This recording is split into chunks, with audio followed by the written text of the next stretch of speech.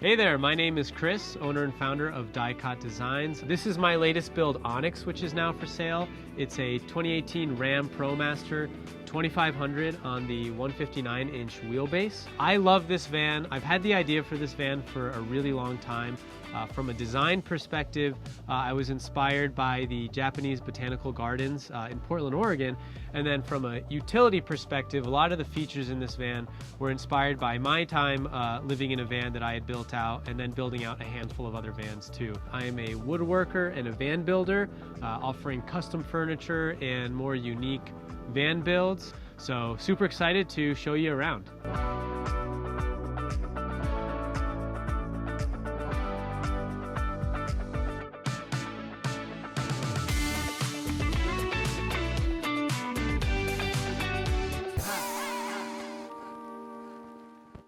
I'm Nate Murphy, and I have literally just bought this van to show you how to build a van.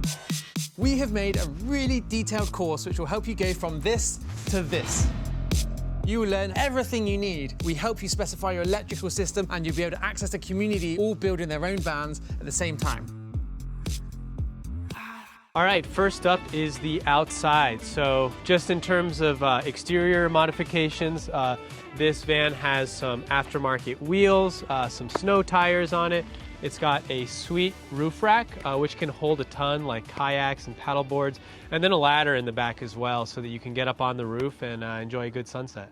All right, so coming into the van, I wanted it to feel pretty open and spacious. Vans aren't huge. And so to do that, I incorporated all these long strips of poplar, the long row of cabinets, and then also this long countertop to really help increase the depth perception. Another small thing is that I angled this bench in just so that it would help create a more inviting flow into the space. I also wanted to be able to host a bunch of people in this van, which is why this bench is super long, and I also made sure the passenger and driver seats could swivel around. The driver's seat in particular was designed with this countertop having a bit of an overhang so that this could be a workable space. Additionally, there's a lagoon table stored underneath the countertop that can slide out easily with a latch and stows away so that it's out of the way when you're not using it. All right, so van life can get hot and it can get cold too. So this van is fully insulated with sound deadening material and thin slit insulation. In terms of good air movement, we have a max air fan up here. We also have a C.R. Lawrence T-vent window and then a sliding bunk window as well, which just helps keep the air moving. In terms of heat, we have a Webasto Airtop Evo 40, which is tapped in the gas tank, which really helps with keeping this van nice and toasty.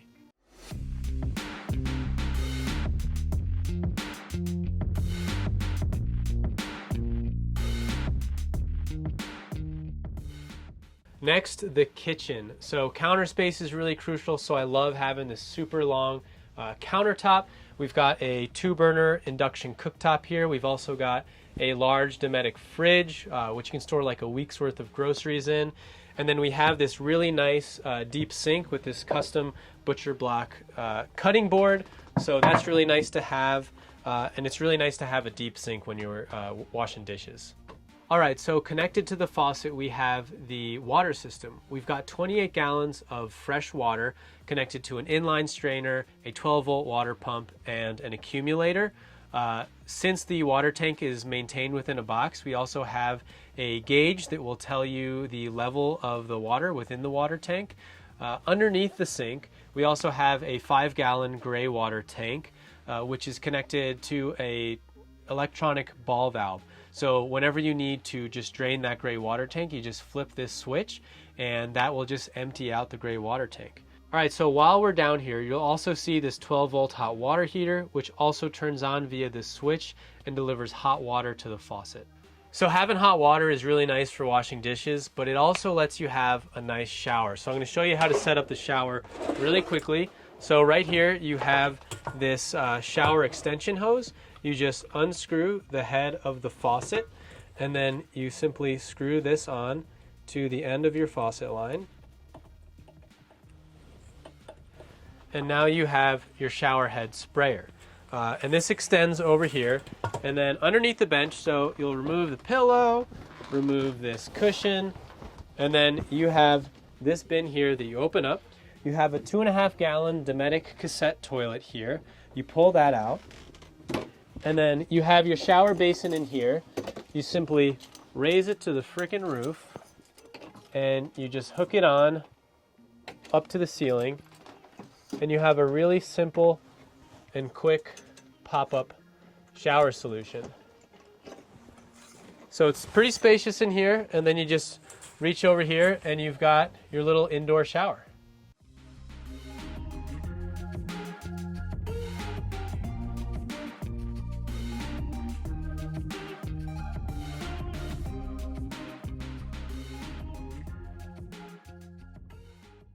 All right, so storage is another crucial part of a van build. If you've ever spent an extended amount of time in a van, you know that storage can run out quick. So it's a huge priority, and probably my favorite aspect of this build are these French cleat boxes. You know, there's so many little things like your keys, wallet, phone, all that stuff that it's hard to find a good spot for it.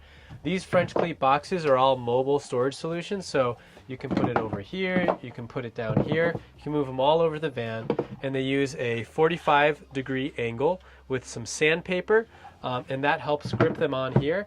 And it also means that they don't move around while you're driving the van on bumpy roads or anything like that. So up top, we've got this long row of upper cabinets. It's really nice to have all this storage for pantry food and clothes. So we've got nice door catches and gas struts up top. Down low, we've got these wide drawers with Bloom soft close drawer slides. I love these drawer slides that they got nice action and they just click into place so your stuff doesn't go flying. So in a van, shoe storage can be a bit of a pain too, which is something I wanted to solve for. So right here, we've got this drawer. Specifically for shoe storage, you can put boots and shoes in here, but also if you don't want to have shoes in here, these are removable partitions, so you can just take this out if you don't want to carry shoes in here and you need the extra space. So you've got that drawer in there to take care of your shoes. And then right next to it too, I didn't want to leave any space unused, so right here we've got this extra little cubby for some storage.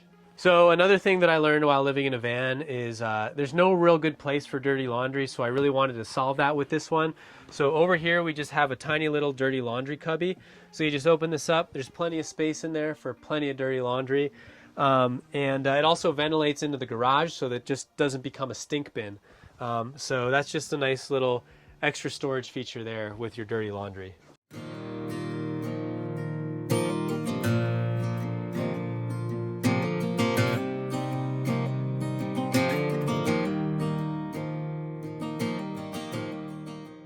Last but not least, we've got the sleeping quarters. So we have a short queen size bed. We've got two 12-volt reading lights. And then I also made sure that the main control panel was accessible right by the bed and then also the door. So it's really easy to turn the lights on and off when you're leaving the van or when you're going to sleep.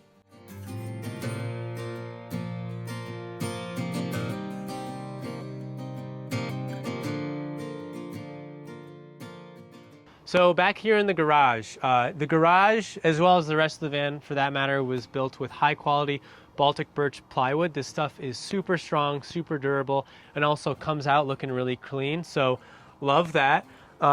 As for the size of the garage itself, I made it so that you could fit large frame mountain bikes in here. It's the perfect height for that.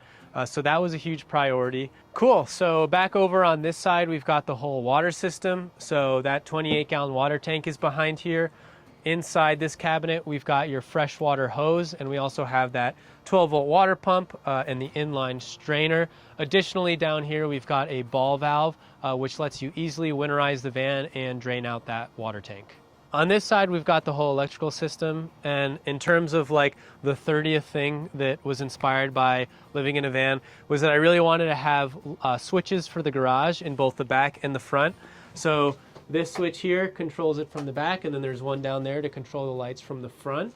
Back in here also is where your whole electrical system is. So you simply open this up, and you've got all of your batteries in here, you've got your inverter in there, and then back behind this door is where the rest of it all is. As for the electrical system within the van, we've got 200 watts of solar up on the top of the van. We also have the Blue Sea Systems ACR, which lets you charge the house batteries via the van battery when the van is on. In terms of battery capacity, we have 300 amp hours of lithium power. We also have a 3000 watt inverter in this van with two 120 volt AC power outlets up in the front. Well, that pretty much covers the build. I hope you loved this tour of Onyx. If you want to learn more about the van or about Dicot Designs, you can find me online at dicotdesigns.com or on Instagram with my handle at dicot_designs. Thanks for hanging out, and I'll see you out on the road.